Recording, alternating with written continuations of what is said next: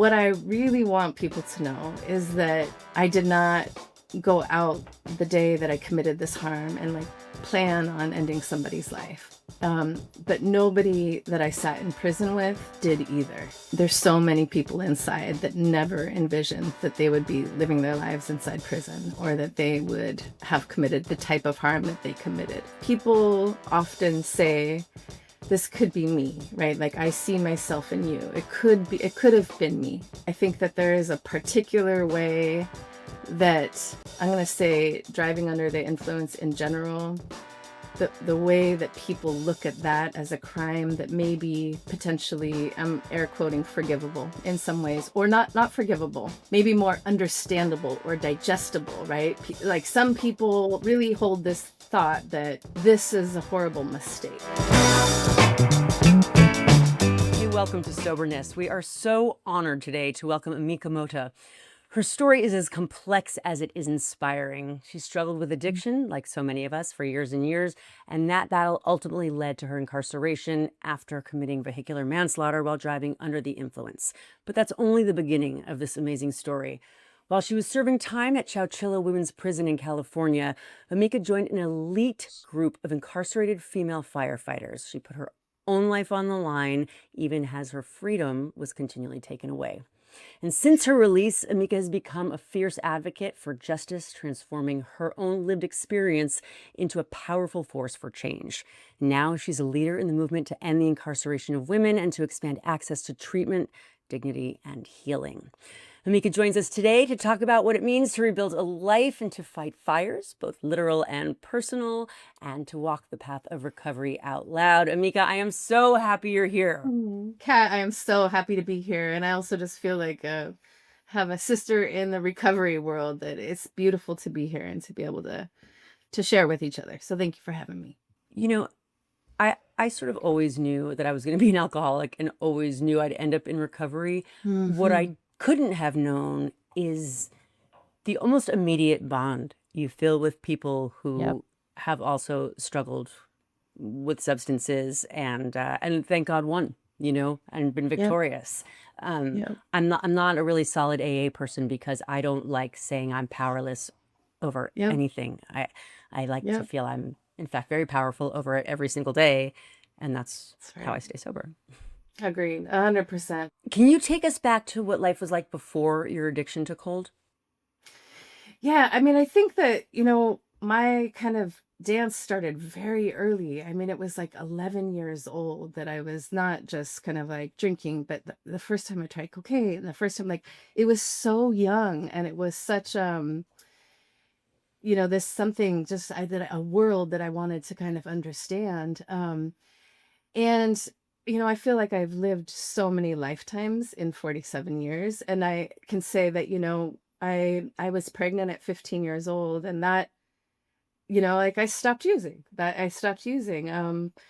And my child was born. I was like grappling with all of the things teen mamas in this world deal with.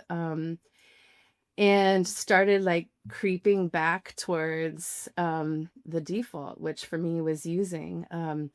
So I've had like peaks, times in my life where I was clean, times where I was using, times where I was using one drug or another drug or like all the way in or just dabbling a little bit, right? But I, had a period of time after my second child was born at 19 years old. So I was now 19, 2 kids, right?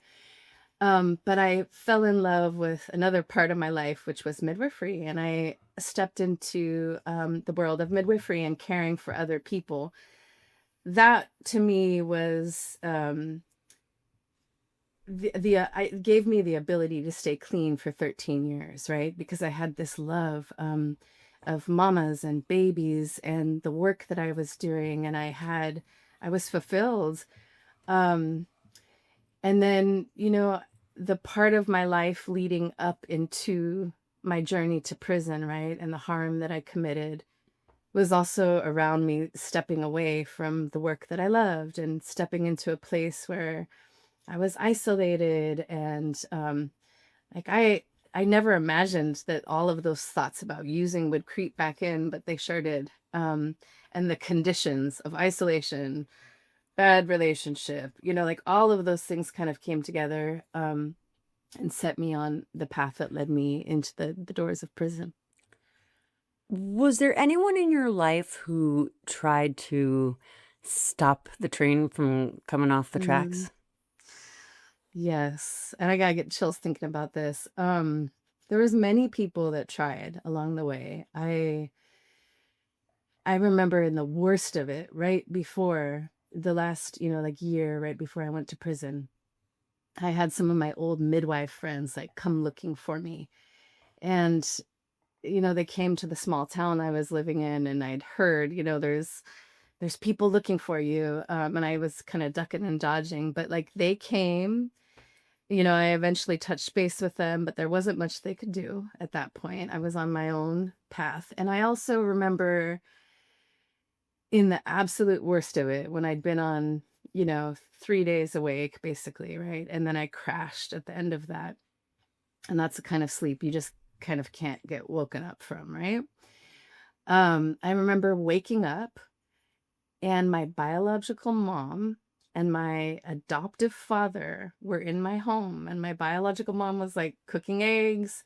My papa was, I mean, they came together to try, and this is like, I hadn't seen them for years, and, or my bio mom.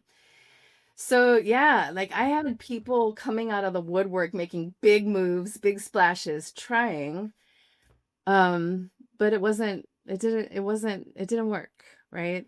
It just didn't work. I didn't realize you were in touch with your biological family. How did that come about? Yeah, I mean, it's a complicated one. I was for a part of my life, I'm not now. So I met my biological mom when I was 4 years old, and it was actually an open adoption. And so um I had like a relationship with her, that actually grew stronger when I was a teen mom, because my mom was also 16 when she was pregnant with me, right? So I was kind of going through this experience and rekindled my relationship with her when I was in the middle of experiencing the same thing that she had. And yeah, she was like a rock for me for those years, just this time period where I needed her. She was able to be there for me. And then that fell away. My mom also has there's a lot of things that led her to her life to giving me up for adoption. And a lot of those things reared their head again. And so I haven't talked to my mom for, I think, 15, maybe 17 years at this point, right? But in and out, I have, you know. It's so complex, eh? Yes, so complex. Do you feel like, and I'm almost scared to ask this because, as you know, I'm an adoptive Mhm. mother, although Yep. I never even use that term. It seems Yep. ridiculous. But do you feel like your adoption led at all to your addictions? I think, the what they call the mother wound, right? I feel connected to that term, to the terminology of having a kind of space in your heart, that knows, I think what I remember as a kid was the thing that was most memorable to me about meeting my birth mom was her smell, because I was like, oh, that was something that it took me to a place that I didn't even realize. I was like, oh, it was very familiar, and it was really kind of like shocking, like, oh my God, the way my mother smells. So yeah, part of this was like I had these birth parents on this pedestal also that were like, my dad was a rock star, my mom was the disco queen. They were just the most beautiful, cool people in the world, and they both struggled with addiction. And so part of that was like I wanted to be like my parents. Yeah. How did the mom who raised you deal with your relationship with them? Yeah. I mean, I think it was hard. Like, what a bold woman to step into this like, yes, let's do an open adoption in the 70s, and like with this teen mama, and like my mom, rest in power, uh, was so down to do things outside of the norms that we understood. And my adoption was one of those, right? It was like, no, we're going to do things differently. So it was very hard for her, but also she was like committed to her values around my adoption. And so I always just have a lot of love and respect for her and the way that she held it. And also like as a mom, knowing how hard that must have been.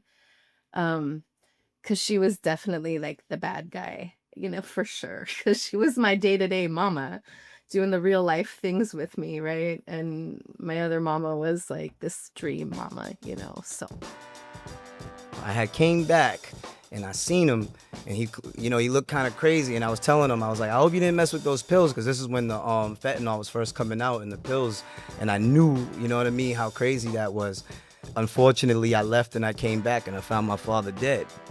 The belief that because I am Black, because I am a woman, that I would risk my health and everything that was sacrificed for me. Someone had to die for me to live. Why on earth would I abuse drugs if I knew it would have such detrimental effects? I kind of like being Black. I kind of like being Black. I kind of like being Black. I kind of like being Black. I kind of like if I had to do it all over again, I'd still be Black. Hey, if you haven't yet, check out our episode on race and recovery. It's a Soberness Story Hour live. We recorded it in front of an audience right there at the Algonquin Hotel. You've spoken so openly about the crime that led to your incarceration. Yeah. What do you want people to understand about that particular part of your story? Yeah. Well, I mean, what I want to say, I think a lot of people automatically kind of do this when they hear my story, is people often say, this could be me, right? Like I see myself in you. It could have been me.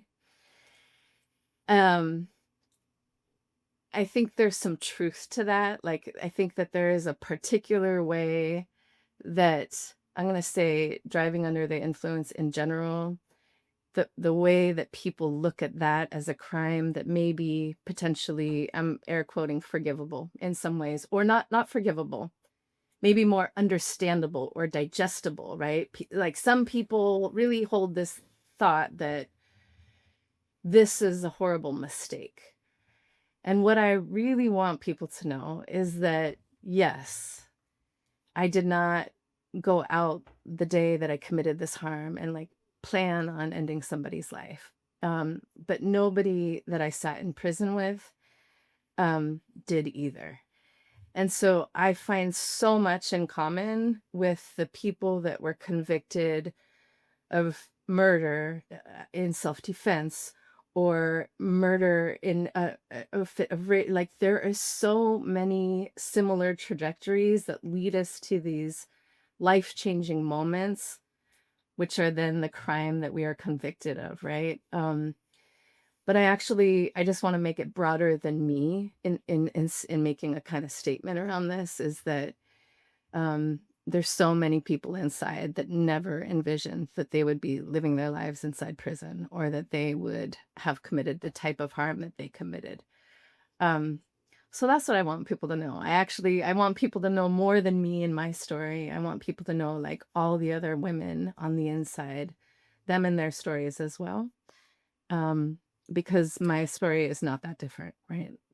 What percentage of the women that you served time with would you say ended up behind those walls because they also had addiction issues stemming from trauma or what have you? Oh, like almost everybody. I mean, it's all, I mean, I don't know the percentages, but I'm going to say the majority of folks on the inside have struggled with addiction, have struggled with trauma. The majority of women on the inside have experienced sexual violence before they were ever inside those doors, right? So there is very much, the women inside came in with trauma, wounds, historical traumas. And And addiction is just so common in there, right? Like everybody shares one story or another about Yes. how addiction has transformed their lives, right? I think one of the great misnomers about prison is that once you get into prison, you're sober because there's no Oh yeah, access to drug. I mean, it's great like a one. playground, right? Yep, You can get absolutely. anything. You sure can. And that is one of the things that is so interesting about being sentenced to prison, right? Is that sometimes it's like, oh, well, this is like a ticket to sobriety. And actually, no, that's not the case, right? You actually have to protect yourself on the inside in the same way that you would protect yourself on the outside when it comes to your sobriety. And I can definitely Where say, were like, you? Oh, sorry. oh no, no, Sorry. it's good. No, no, I mean, I was part of that. I remember thinking like I didn't choose to shift, right? Like I remember even thinking at some point like it was such an immature thought, but it was real, which is like I'm gonna choose. The state's not gonna choose for me.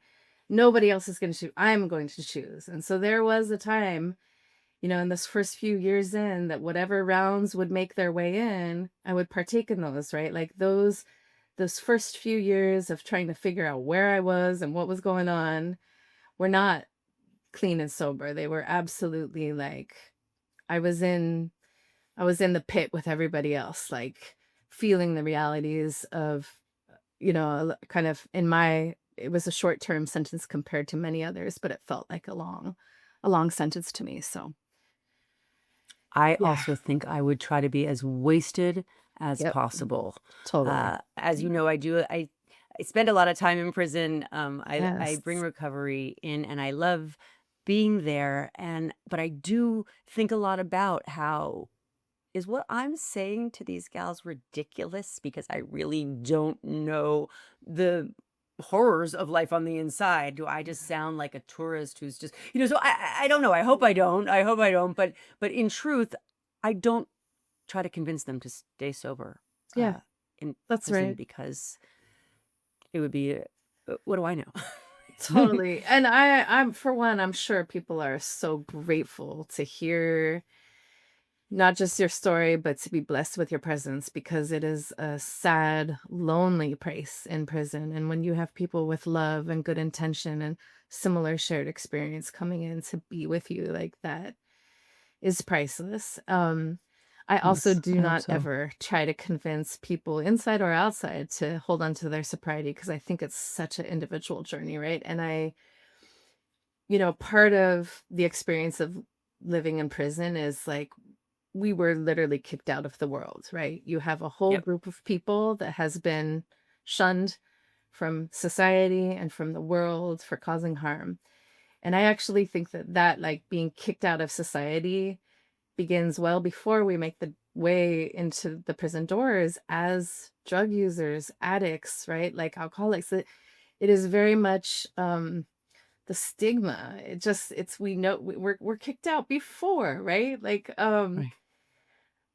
so Right. I think that the way we handle addiction is part of the problem. People feel alone and isolated and yeah, so I also I try to drop some gems along the way, but it's such a individual decision, right? Absolutely. And the thing that everybody says is, well, until someone's ready, Yeah. they're not going to change. And it's just so true. It's Yeah. just so true. Someone has to be right there and so ready. And it Yeah. doesn't look, I'm looking at it right now with my son and his video game Yes.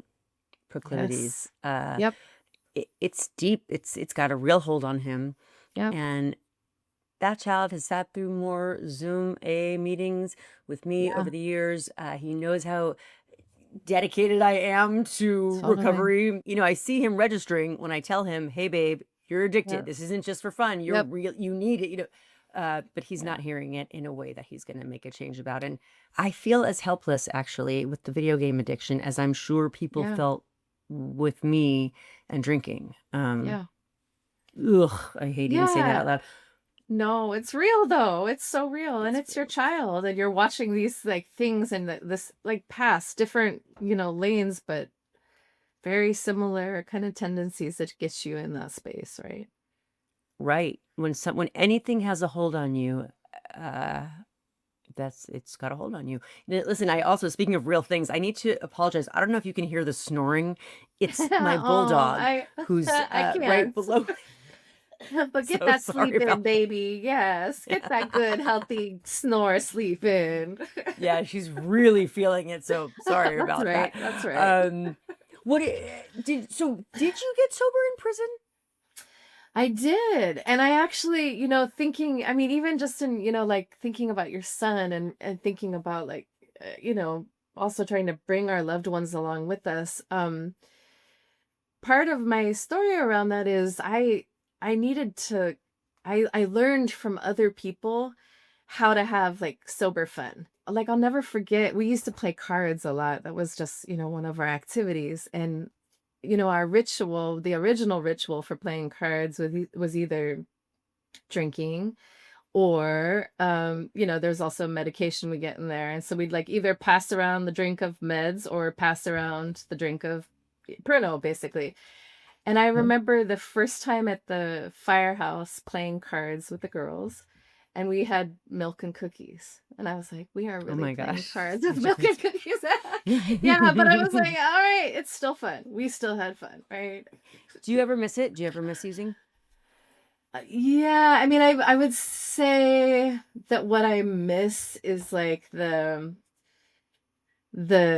me it was like uppers were my thing, kind of stimulants, and it was mostly because I I would dream and vision and like I kind of would go. I was very much I wasn't into like partying but um so there's things I miss about it, like the kind of uninhibited freedom Yeah. to think and be, but my body doesn't miss it. And I live in the Bay Area, and we fentanyl is everywhere, and including on the inside. And insides, I do work within the prisons, but also with young women and girls out here, on the streets, returning home from prisons.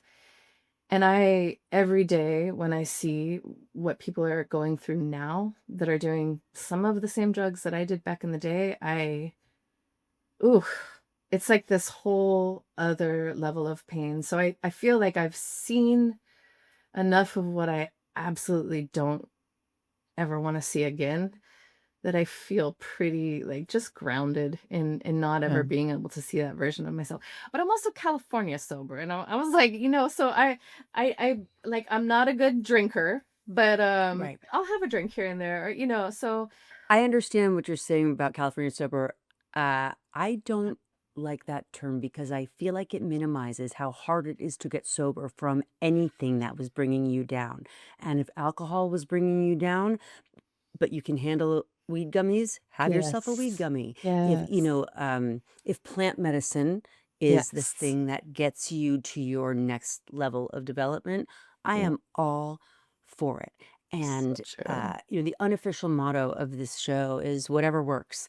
And I Yeah, mean that in any point in your life. Whatever yeah, works that's not hurting another human being yes, and that hopefully not hurting yourself and works for totally, you to get through the days and the yeah, weeks and the years, I'm all for it. And so when people say California sober, I think, right, but the really hard thing for me was alcohol. yeah, Uh, I just was doing an edit this morning and I heard myself say to another guest, my great love of my life was alcohol. yes, And to have partied with it was really hard.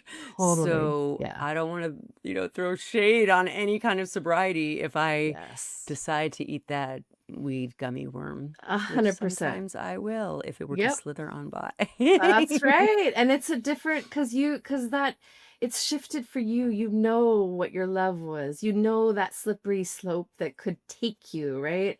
And there is these other like substances that they'll never take me. I'm not takeable like that anymore. Right. Right. It's Right. like Well there's said. Yes. that. Okay, so Yeah. back to being a firefighter, which is, of course, Yes. so wild. I highly recommend everybody go back and listen to Fire Escape. It's a 6-parter. It's Thank you. it's so well done. the reporter's name was Anna Sussman, and she Yeah. just knocked it out of the park. So one of the things that one of the points that was made that I thought was so interesting was Mm. it's not like you made the choice to go running into flaming buildings, but Mm. you wanted to make a choice to not be behind the prison walls anymore. And Yes. as being part of the firefighting squad, you got to live a more relaxed life. Even though you were still Yep. incarcerated, it was obviously like night and day from being in Totally. with Gen Pop. Yeah. Did you feel that that was dastardly in any way of the prison system to say, we're going to make this like heaven over here so that Yeah. you will risk your life as opposed to staying behind bars? Oh yeah. I feel it's such a interesting dynamic because I feel like there was the experience I had when I was in it, so it was the anything for improved conditions, right? Anything better than this 8-man cell with pink bars and officers that were out of pocket and, the kind of violence on the yard, like anything better than that, right? Um, and so when I made it to the firehouse and I was like, ooh, better conditions, ooh, like there was things that were better, including being out and talking to other human beings that weren't incarcerated, things like that. When you are in that situation, it is hard to be anything but grateful for the situation you're in, right? But coming home and looking back and beginning to develop an analysis of the program and also CDCR and, California's use of incarcerated labor, that's where the things got really complicated because I realized that this was better than this. It was more than this little dangle that they used to get us out to those programs, right? Like this was actually California was designed to exist on the labor of incarcerated bodies. And so, just kind of looking at the historical context of it and then realizing that most people that were signing up were doing that because it was the only way to get home sooner to their families. That complicates things, right? It started to really make me look at things a little bit differently. Say more about California being designed to exist with incarcerated labor. I didn't know that.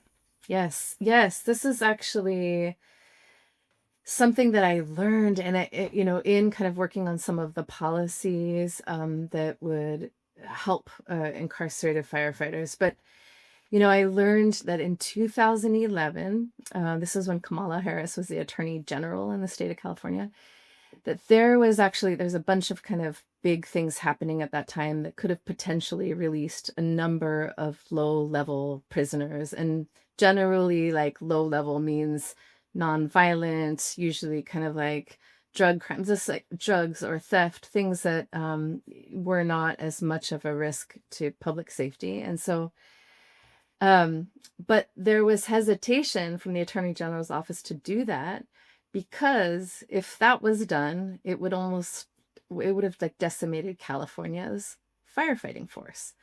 So when you read the back and forth between the Attorney General's office on that, and you're like, oh, so we were designated to be safe enough to be in community. We were deemed super low level prisoners, yet our freedom wasn't granted to us because California could not endure a wildfire season without our bodies being incarcerated. Ooh. Right. Those are the things where like you start getting these Oh. pieces of information and it starts transforming the way you look at this like great experience, right? It's like I likely in those 2.5 years that I was fighting fire could have also been alongside my children, supporting my daughters as they came into being teenagers, right?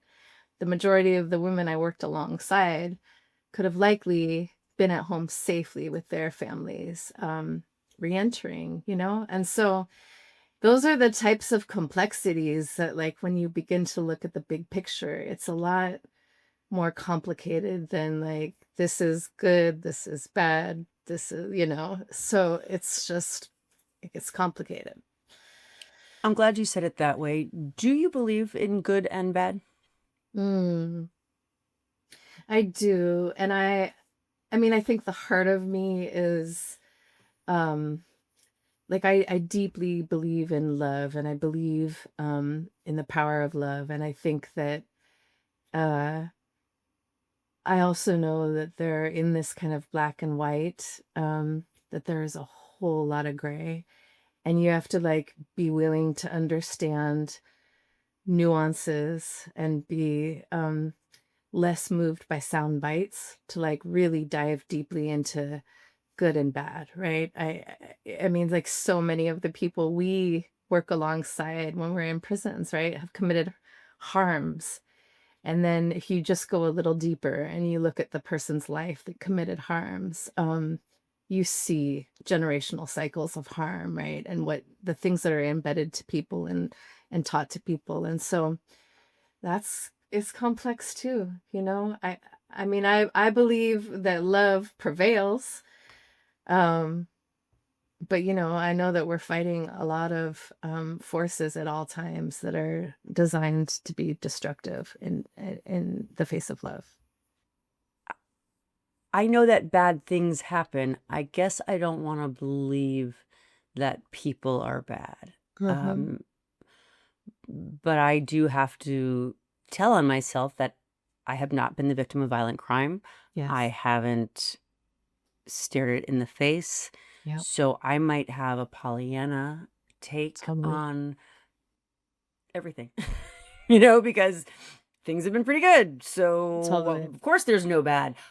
Yep. When I walk into prison, for example, I think, well, that one was abused and that one has Yes. substance abuse issues and that one was so poor. Yes. And that's what led to this. I'd like to think I'm right. Yep. But like you said, it's nuanced and hard It to. is, but I also tend to take your approach, which is seeing a little bit farther into people. And I also believe in systems that we don't currently have, right? I believe in the ability for people to redeem themselves. I believe in Yeah. healing. I believe in community is the like primary source for healing and not being locked away and forgotten in cages. Like I really believe that people can come back to themselves in different Yeah. ways than by sitting in a cage, kicked out of the world. No, when you talk about putting people in cages, but God, it's funny you say that because just yesterday I was communicating. I was walking down the hill from where I hold the recovery meetings in the school Mhm. building, and there were women in their rec cages, Yeah. and we were talking back and forth, and I just was thinking to myself, what person is going to be rehabilitated by being locked Yep. in a cage? And then I said, but what would happen if that person had taken the life of my son Course. wantonly? Would Yep. I think, I don't care how many cages they lock you in. Yeah. So Yep. again, Totally. it's I actually, what brought me to working with prisons really in the first place was my interest in restorative justice, because I'd heard the stories of parents who ended up befriending the people who took the lives of their children. And Yes. I thought that is just the coolest thing going. Yep. And I realized that those parents had to do that for themselves too, because you can't That's walk right. through the world, I guess, so Yeah. angry every second. Yeah, I Uh, have also some friends that do that work that create dialogue. It's called kind of victim offender dialogue. And it is some of the most powerful things you will see because it is this vision of forgiveness, right? It's forgiveness in action.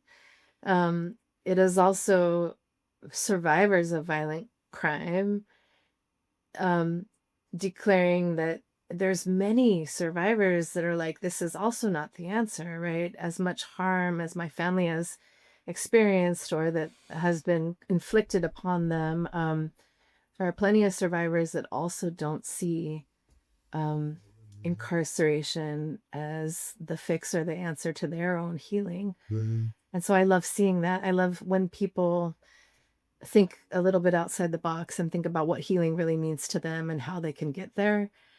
It's beautiful to see kind of like both sides of those parties thinking around like problem solving together. Yeah. And it never, like you just said about sound bites, never really wraps up clean, right? No, Like, never. oh, I befriended my daughter's murderer and now it's all good. Yep. It's never gonna be all good. Yeah. Actually, I'm interested to know for you, do you, you are free. You walked out of those gates. You are a free, Yes. free woman. Yes. Do you feel free? That's such a good question because I understand now what freedom is to me. I feel free, and it has more to do with me releasing the patterns that held me in like my self-imposed prisons before I ever even walked in the gates. That's the biggest type of freedom that I feel. So I am able to understand that before I walked in those gates, the things that I had, there was a book I read in there called We're All Doing Time. And it was such a powerful book Yeah. because it was like, it just talked about those self-imposed prisons. And I really realized that so much of my life before prison that I built my own version of these containers that just limited my growth.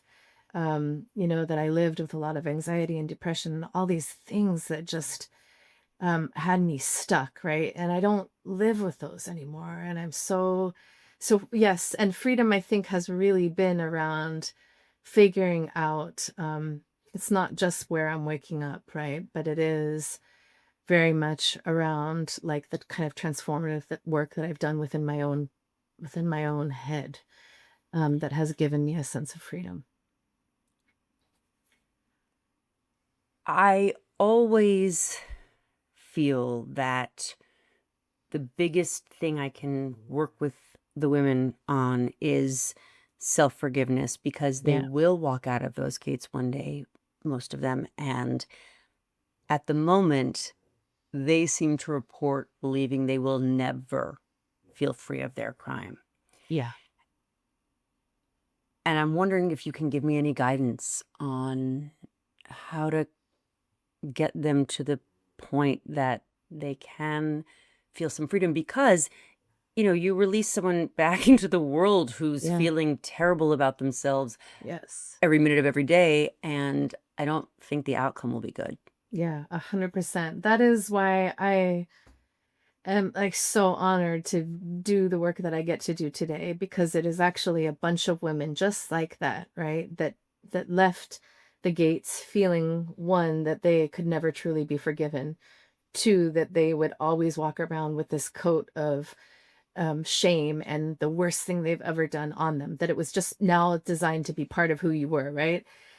And the work that I get to do now is women like that sitting together, figuring out how do we do this healing thing together, right? Because it is not, of course, there's pieces of healing that's individual, and there's parts of healing that are very collective, and that we should and can like lean on our communities for. And so to me, when in my own experience of coming home and finding a place that had other women that had been through the same thing that I had been through, that were farther along than me in my journey, right? That could give me some guidance and talk to me about walking through this world without shame, right? Without leading with like, I am this horrible person, right? Because so many people are inclined to walk out and lead with this deficit, right? Like, I am a horrible person. I have done, like, people, will lead telling their story, and it's just all about the harm, right? But there is so much more. We're whole beings. There's more to us than the crime and the harm that we've committed. And it is such a beautiful thing to be in circle with people figuring out what is that? What are the other parts of you, right? What are the pieces that you just deserve joy in your life? Because you're a human being, right? And because you can transform things as you go. So I mean, I think being in community with others is so important, like not to isolate, and to be in a space where you don't have to hide what you've been through. Like you can talk about the horrors of living in prison, the horrors of being somebody that has this kind of stripe on them, that I've committed this type of crime and I will always be looked at as somebody that has done this, right? But those are the places where we find healing together, right? And I hope that for every woman leaving prison, that, that's why we hope for a sister warriors in every, town and state across this country, right? There should be a place where people can come and be seen as whole beings, as they transform who they are on the outside. Guilt and shame are the two heaviest weights I find for any person to shoulder. Yeah. I'm 11 years out of drinking and I still like cringe several times a day when the memories come back. Yes. Do you think there's a difference between guilt and shame? It's funny, I always say them as twins. Do you think there's a difference? Oh, that's a great question. I mean, I guess and I don't know if this is correct at all, but I think that instinctually what I think about is I think about guilt as in relation to something, right? Something you can point to, which is when I did this, or when I, drank this much and fell on the floor, whatever, like all of the incidents, right? And shame, I just think it's like this energy that's on us, right? That like does something to the way we look at people in their eyes, or how we hold our heads or our shoulders. I feel like, I don't know, visually, I'm just thinking of shame as this thing that like sits on us and affects the way that we interact with others and ourselves.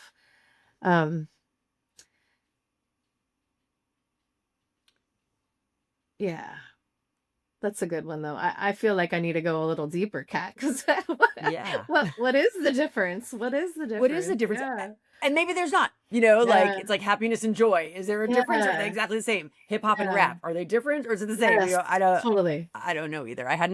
Anyway, it is an interesting thing to consider. So Yeah. you're a mama of so many, actually, you're probably a mama to many, many, many legions of women around the country, but certainly in your own home. You have 3 children that you had before incarceration, while you were using, and now you're a sober mama, Yeah. having had all these experiences. What's the headline? What's the big difference? Oh, okay, so I'm talking about guilt and shame, right? This is actually such a great way to think about this. When I had my first 3 children, I, started at 15 years old, right? So 15, 19, and I think 23. Basically 3 kids under 25 years old, right? And um they had the most complicated parts of me. They had the most like unhealed, raw, um, I mean, they just like they were in it with me. And I was growing up as I was raising them, and I didn't know, there was so much that I didn't know, right? But I instinctually I thought I was, a good mama in ways. I'm sure that they'll feel differently about it in some ways too, right? But now to have almost 7-year-olds, and to have raised her in a very different space, like very clear, very, I don't have the same like internal just chaos that I had when I was raising my other children. I'm so grateful she gets this version of me. I'm so grateful for that. And I'm also really sad for my older children that got the other version of me, right? And have to also like live with that forever. And I also believe in healing for them, right? Yeah. So, I think that part of them seeing this has got to be a mix. It's a little bit of pain because they didn't get this version of me. And also, I think that they're happy for me. I think they're happy for their little sister who gets to have a different life than they did. Um, but I'm like, they've been through a lot. They've been through a lot. And they're beautiful souls. They're like, figuring out their own lives now too. Do they want to be activists like you? Yeah, that's such a good question. Well, I think that there is a little touch of it in each of them, but no. Like they're like, that's you, mama. They're proud of the work that I'm doing, but they're so different than me. Like my son is all business, my second child is this artist, she's an artist and she draws and she sings and plays guitar, and she's like, she lives the life I wish I could have lived as a child. Like she just wanders the country figuring out what's next, right? Oh, And then that sounds great. I know, right? I'm like, yes, yes, I love how free you are. And then my Yeah. youngest is a mechanic, and I'm like, get it, girl. Like, get it. Like, just, Yes. she loves to work with her hands. And no, like, my work feels exhausting. Although she did dabble a bit when she was a teenager. She did some work with like children of incarcerated parents and lobbied for some bills and got her feet wet. And she loves the community and the circle, but I think the work is like they're in different tracks than me. And let's tell our listeners and viewers about the work that you're doing now. Yeah. Oh, so I am just so grateful to do the work I do. And so I'm currently the executive director of Sister Warriors Freedom Coalition and Sister Warriors Action Fund.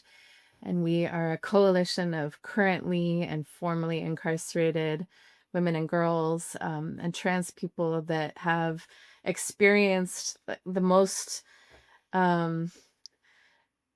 corrosive parts of our system, right? Like, and we are building power together. We are changing policy together. We are coming back for the people that we have left on the inside. So we have the pleasure of being inside not just the juvenile halls, county jails, but now the prisons in California.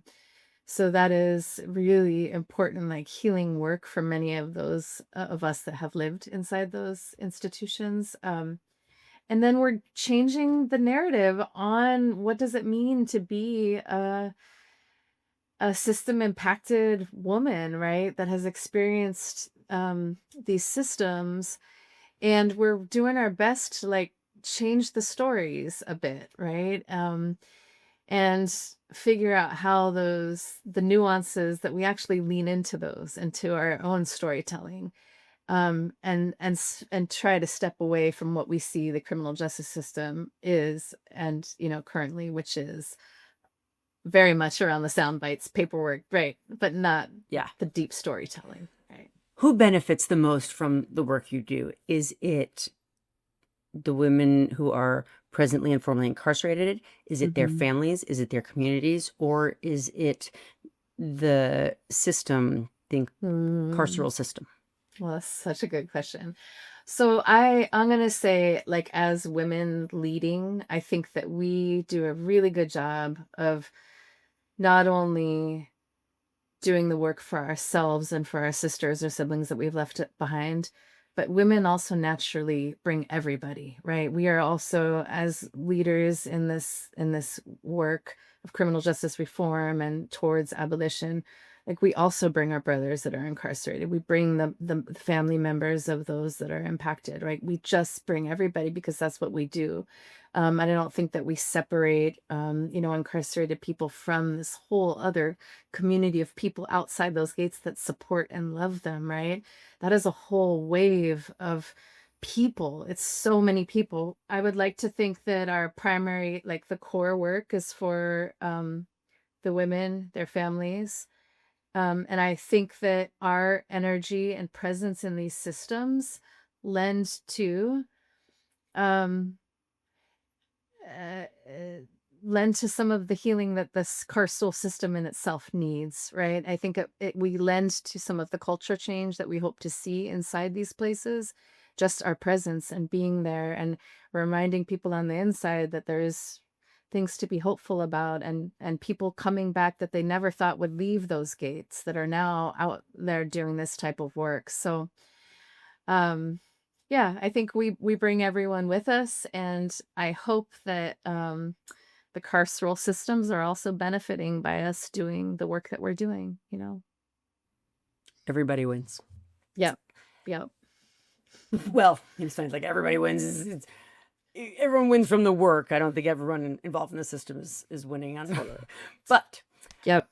Before we sign off, Mama, I can't help but notice your beautiful tattoos that keep creeping into the frame. Do you have a favorite that you could show us and we can describe to listeners? Okay, well, I can tell you, let's see. This one, there's a bit of a story to it. And there, if you can see the bird, so the clock. So, this is my So I'll most just describe recent. it for the people. Okay. Let me just describe it. Or Yeah. why don't, if you could just give us a good, like a solid visual of what we're looking at. So if Totally. you could describe it. Yes. So it's kind of a sleeve on my left side, and it is a clock with a bird rising up off of that clock.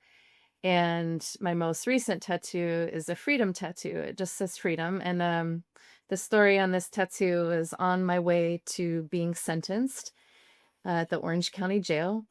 We were driving in the gates of the courthouse, and there was an incarcerated person that was like a porter, and they were standing outside. And I could see their tattoo, and they had a very small little clock. It looked like a little watch right on the wrist with a bird lifting off. So that was my message as I was, coming in the doors to be sentenced to, at that time, it was a 10-year sentence. So that was a message I carried with me the whole time, which is time flies. And then this freedom tattoo is actually a tattoo that many of us that did time together we've been doing these little tattoo parties, and we're doing our freedom tattoos on the outside here. So this was done at a yurt in East Oakland with about 25 other women that I did time with that are now home, and we're getting freedom tats together. So I love it. Hold it up to the camera so that we can show everybody. That's it. That's the freedom tat. Oh, Yeah. that's beautiful. Thank you. It's beautiful. Listen, I'm so grateful for your time. I'm so grateful for your insights and the heart that you're bringing to your work and just all of it. So thank you for sitting with me today. Thank you, Kat. It was such an honor. And I'm also so grateful for the work that you are doing and for not forgetting our loved ones on the inside, because they need more people like you that care and that are willing to share your talents and your skills and your energy. So thank you. Thanks, Mama. Namaste. Namaste. That does it for another episode of Soberness. Thank you so much for tuning in. Listen, we love making this show for you, but now we need you to do something for us, please. See that subscribe button? Hit it. So hit it. Just hit the subscribe button. I'll wait. You hit it? Yeah, good. Now go around your house, get your mother, your dad, your cousin, the babysitter. I want everybody. We just need you to subscribe. We're so grateful. Thank you so much.